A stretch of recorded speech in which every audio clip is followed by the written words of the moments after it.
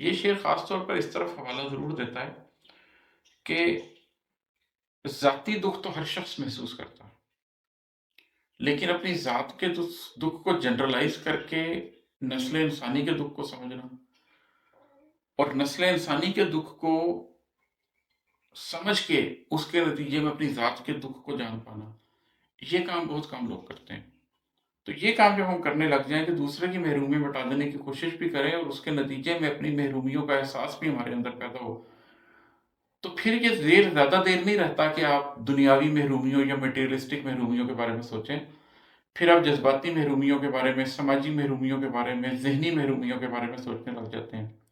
اور اگر آپ ایک باشعور آدمی ہیں تو پھر ایک وقت آتا ہے کہ آپ ایگزسٹینشل کویسچن بھی پوچھنے لگ جاتے ہیں۔ ایگزسٹینشل محرومیاں جو آپ کی ہیں، جو آپ کی ذات کی محرومیاں ہیں،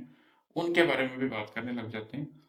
تو آپ کی ذات کے یہ سارے جذبے اگر یہی شعر کوئی اور سنا رہا ہوتا تو شاید ان اشعار کی تشریح کسی اور انداز میں کرتا،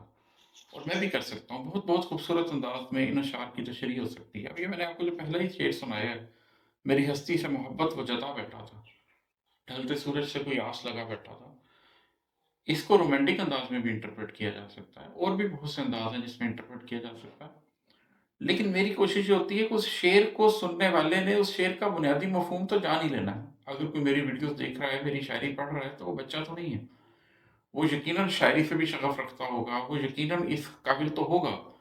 کہ بات کی گہرائی کو سمجھ سکے۔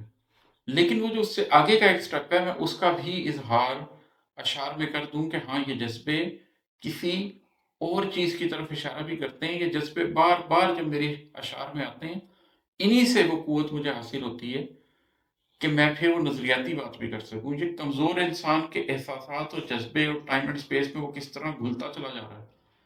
اس کو سمجھنے سے ہی تو بار بار بار بار اندر سے پھر وہ ایک جوار پھاٹا اٹھتا ہے، ایک جنون اٹھتا ہے کہ اس وقت کا میں کچھ حاصل کر لوں۔